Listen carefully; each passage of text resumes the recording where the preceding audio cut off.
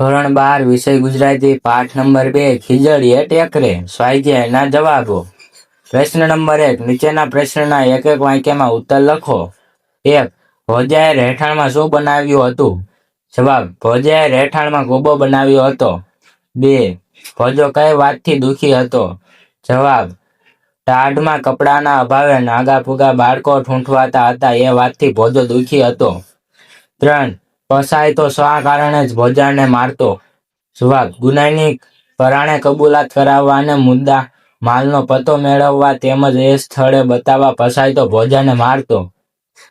4. ખીજડીયા ટેકરાનો લોકો શો ઉપયોગ કરતા? જવાબ: ખીજડીયા ટેકરાનો લોકો નાના વૃદ્ધ બાળકને દાટવા માટે કરતા. 5. ભોજાએ ઇનામમાં શી માંગણી કરી, શા માટે? જવાબ: ભોજાને નાના બાળકો હતા, ઠંડી પુષ્કળ હતી, ઠંડીમાં ઠૂંઠવાતા બાળકોને ભોજો જોઈ શકતો ન હતો, તેથી તેણે ઇનામમાં લુગડાની એક એક જોડી માંગી. પ્રશ્ન નંબર 2 નીચેના પ્રશ્નના 2-3 વાક્યમાં ઉત્તર લખો. 1. ભોજાએ રાત્રિએ શું નિર્ણય કર્યો, તેનું શું પરિણામ આવ્યું? જવાબ: ભોજાએ રાત્રિએ માધ્યાના હાટમાં ખોખરા કમાળ ગણેશથી ઉગાડ્યા. હાટમાંથી કાપડ ઉપાડીને ઘર ભેગું કરી દેવાનો નિર્ણય કર્યો. જોકે એમ કરવા જતાં પકડાઈ જવાનો ડર લાગ્યો. એને થયું કે ઢોરમાર સહન થશે નહીં. એ વિચારથી એ જોખમ ખેડવાનું માંડી વાળ્યું. 2. પોસ્ટ માસ્ટરના જીવનમાં શી ઘટના બની? જવાબ: પોસ્ટ માસ્ટરના જીવનમાં વર્ષો પછી પુત્ર પ્રાપ્તિ થઈ. નસીબમાં નહીં હોય તો તેથી પુત્ર જન્મ્યા પછી મરી ગયો.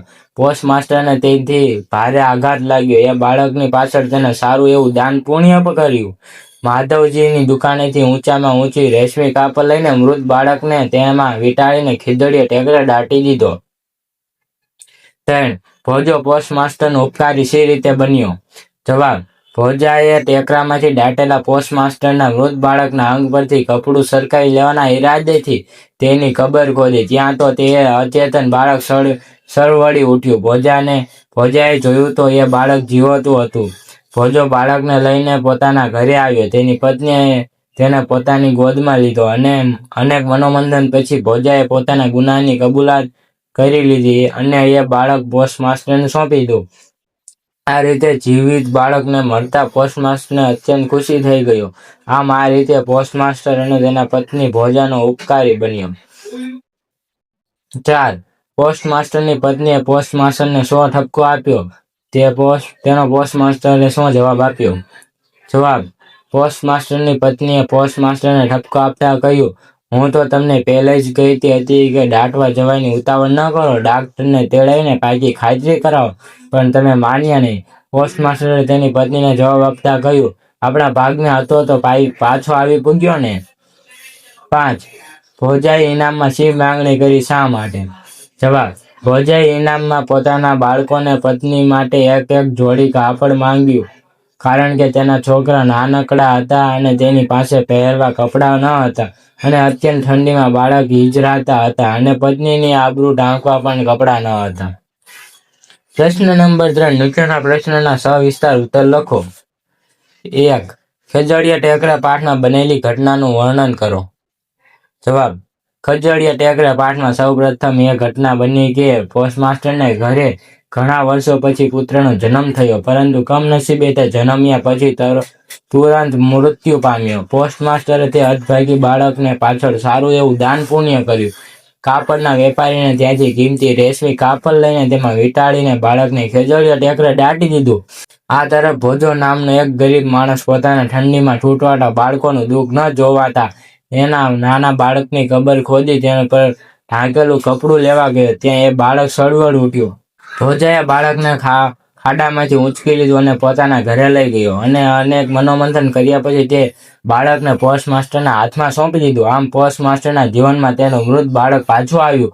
તેને ખુશી થઈ. ભોજાને ઇનામ માંગવાનું કહ્યું તો તેણે પોતાના બાળક અને પત્ની માટે કપડાં માંગ્યા. 2. ખીજડીયા ટેકરા પાઠના શીર્ષકની યથાર્થતા ચર્ચો. જવાબ: ખીજડીયા ટેકરા પાઠમાં નાના ટેકરાનો ઉપયોગ નાના મૃત બાળકોને દાટવા માટે થતો હતો. તેની બાળકોના અંગને ઢાંકવા માટે પણ કપડાં ન હતા. ખાતર પાડવામાં પાવરધા ભોજાએ પોતાના ગામમાં પોસ્ટ માસ્ટરના વૃદ્ધ બાળકની કબર ખોદી તે બાળકને અંગ પરથી કપડું ચોરી લેવાનો વિચાર કર્યો. તે બાળકની કબર ભોજો ખોદે છે અને બાળક સરવડે તો જુએ છે. બાળક જીવંત હોય છે. ભોજો બાળકને લઈ ઘરે આવે છે અને પોતાની પત્નીના હાથમાં સોંપી દે છે. પછી બાળકને તે પોસ્ટ માસ્ટરને સોંપી દે છે. આ આખી ઘટનાના કેન્દ્રમાં ખીજડીયો ટેકરો છે. જો ભોજો અને પોસ્ટ માસ્ટર બંનેનું જીવન બદલી દે છે. આ રીતે પાઠનું શીર્ષક યથાર્થ ઠરે છે. 3. પેલી ટૂંકનોંધ લખો. ભોજાની વાડા ઉછેર પ્રવૃત્તિ. જવાબ: ભોજો હિરણા હેઠળવાસ પટમાં ખીજડીયાના ટેકરાની નજીક દર વર્ષે તરબૂચનો વાડો તૈયાર કરતો. આડે દિવસે તેના કુટુંબને નદીના ખુલ્લા પટમાં પડ્યા રહેવું પડતું. આ શિયાળે રીંગણાના છોડને બાળી નાખે અને ગોળાના પાણીને થીજવી દે તેવી ઠંડી પડતા તેને અને તેની પત્ની જીવલીએ 4 જ દિવસમાં 4 છોકરા અને ચૂલો સમાઈ શકે એવડો કૂબો વાડા વચ્ચે ઊભો કરી દીધો. હિમવર્ષા વચ્ચે ભોજો સાવ ઉઘાડા શરીરે વાડાના છોડને પાણી સિંચતો. આમ આ રીતે ભોજાએ પોતાના વાડા ઉછેર કર્યો. 2. ટૂંકનોંધ લખો. ભોજાએ કરેલું મનોમંથન. ભોજાએ પોતાના નાના બાળકને અંગ ઢાંકવા કપડાં મળી રહે તે માટે કબર ખોદી. તેમાં દાટેલા બાળકોને ઓઢાડેલા કપડાં લઈ લેવાનો વિચાર કર્યો. રાત્રે માણસોની અવર જવર ઓછી થાય તે પછી તે ત્યાં જઈને કબર ખોદી અને જેવું જ મૃત બાળકને ઓઢાડેલું કપડું હટાવ્યું ત્યાં તો એ બાળક સરવડી ઉઠ્યું. જોયું તો બાળક જીવતું હતું. તેને થયું કે આ કોઈ ખવીસની રમત તો નહીં હોય ને. પોતાના આ પ્રવૃત્તિને જાહેર થઈ જાય છે તે પહેલા આ સ્થળ છોડી દેવું એવું પણ વિચાર લાગ્યો. તેને ચોરેલી વસ્તુ મૂળ જગ્યાએ પાછી રાખવાનો પણ વિચાર કરી જોયો. પછી અંગ ઢાંકણ માટેના કપડાનું શું કરવું એ વિચાર પણ આવ્યો. લુગડું ઉતારી બાળકને પાછું હતું એમ દાટી દેવું એવું વિચારી એ ધ્રુજી ગયો. તેણે વિચાર્યું કે આમ કરવાથી તો બાળ હત્યાનું પાપ લાગે. આમ તેના મનમાં સતત મનોમંથન ચાલતું રહ્યું અને અંતે તે વધારે વિચાર વગર સડસડાટ ટેકરો ઉતરી ગયો. Thank you for watching.